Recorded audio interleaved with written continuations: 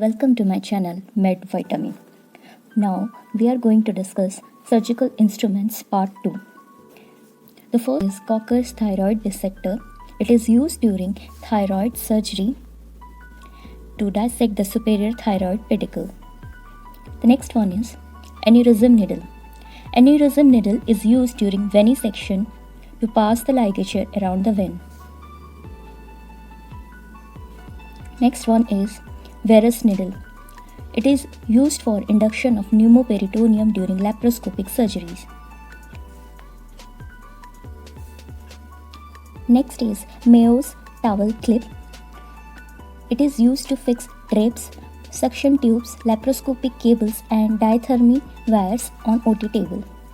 The next is Doan's coastal elevator. It is used to remove tissue and cartilage from the ribs. The next is BP handle. Here blades are held in position by it to give incision. Next is the Humvee knife. It is used for cutting skin grafts of varying thickness.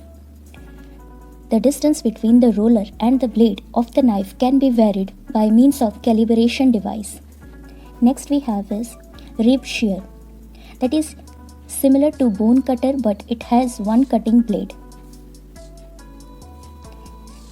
Then we have first is anoscope that can be used for visualization of hemorrhoids. It is around 10 cm in length. Then we have proctoscope. Proctoscope is of about 13 cm. Then we have is our rectoscope of about 25 cm.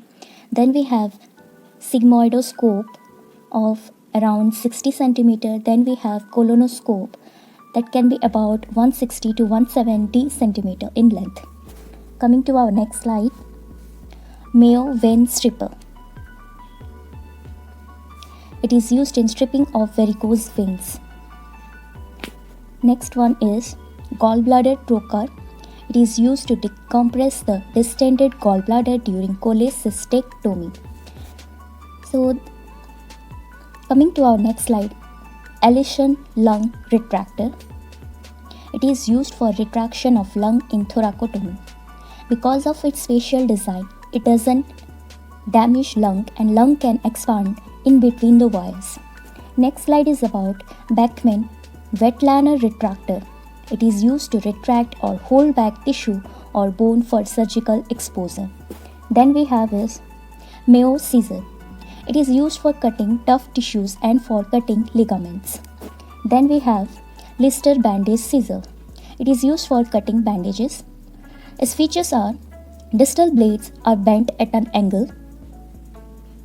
It has flat, blunt and atraumatic tip in the lower blade. Coming to our next slide, it is about cauteries. First one is unipolar cautery. It has advantage of cutting and coagulation. Grounding pad is needed to prevent the thermal burn injury. It is most commonly used. Working medium is glycine. Energy and voltage requirement is very much high. Harmful around vital structures. But bipolar cautery, here coagulation mode is only available. Grounding pad is not needed. It is more precise and effective than the unipolar cautery. Then here working medium is saline. Energy voltage requirement also low. So our next slide is about LigaSure and high fricators.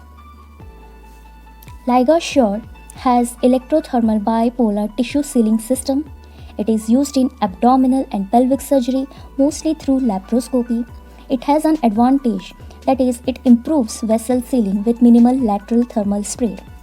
Then we have is the high fricator. It acts by sending electrical impulse into the body with the use of a probe. It works by emitting low power, high frequency AC current via a probe, used for removal of warts, penile, papules and appellation also. The next slide is about intraluminal circular stapler. It is used to anastomose tubular structures within the GIT. For example, the distal colon or rectum surgery.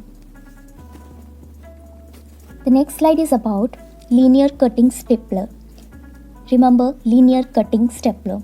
It is used to staple and transect tissue, especially GIT. The skin stapler is used to approximate skin edges during skin closure. Next slide about linear stapler. This is used to insert two straight, staggered, evenly spaced parallel rows of staples into the tissue, typically used to staple tissue to be transected within the alimentary tract and thoracic cavity. Then we have is Kehr's T-tube.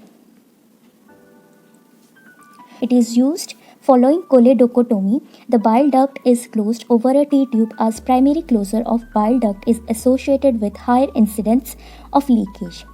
It is also used to drain the bile duct following repair of bile duct injury. This is how it is placed in the CBD. It acts as a stent and is usually kept for 4 to 6 weeks. Then we have Sengstaken Blackmore tube, Linton tube, and Minnesota tube. These are differentiated by these following features. Sengstaken Blackmore tube has 3 tubes here, along with one gastric balloon and one esophageal balloon, while Linton tube has also 3 tubes here but has only one gastric balloon. And Minnesota tube has 4 tubes with 2 balloons. It is passed down into esophagus and gastric balloon is inflated inside the stomach. The traction is applied to the tube so that gastric balloon will compress the GI junction and reduce the blood flow, hence used in esophageal varices. It is used in emergency cases when bleeding vessels impossible to control through medication. Endotracheal intubation before it is done to prevent aspiration. Then we have is the Ryle's tube. Ryle's tube has different markings on it which represent the following. 40 cm means GI junction, 50 cm means body of stomach, 60 cm means pylorus, and 65 cm means the duodenum. It is measured from tip of patient's nose to ear and then down to xiphisternum. This is an important PYQ. Can be used as diagnostic or as therapeutic.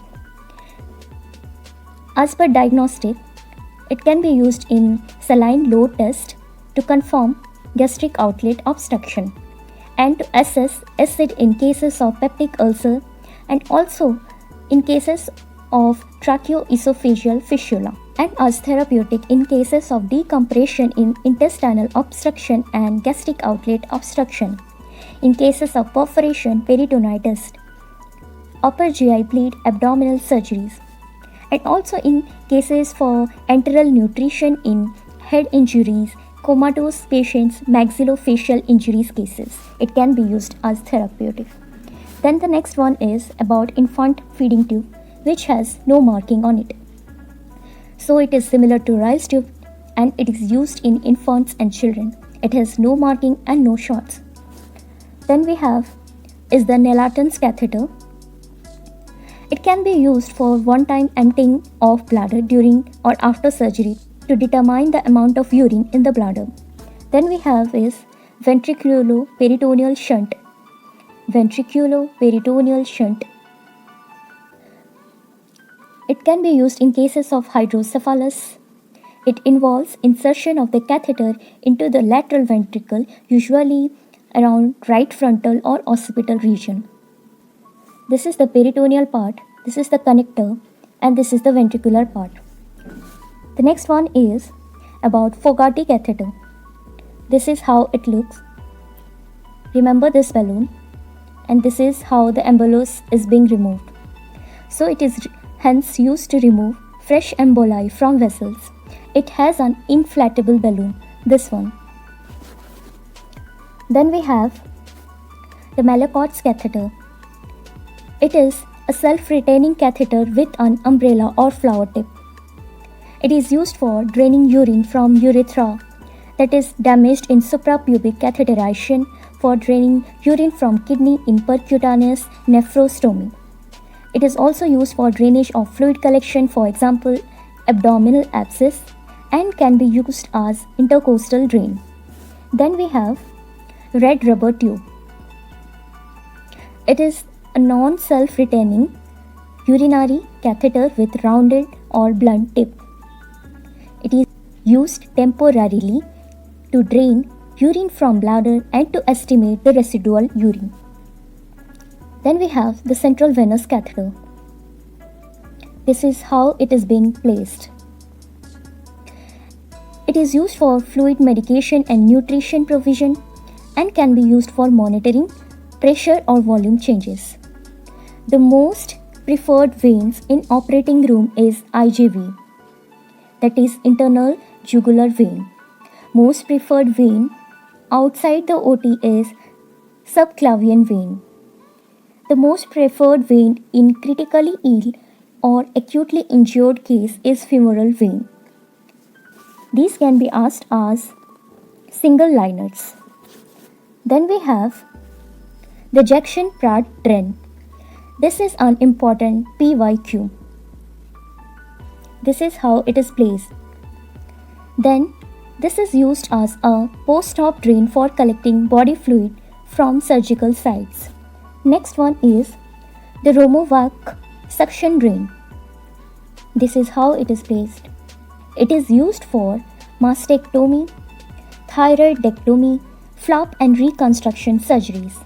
Then we have, this is our last slide about a beautiful quote stating, "There will always be people in your life who treat you wrong. Be sure to thank them for making you strong." Thank you.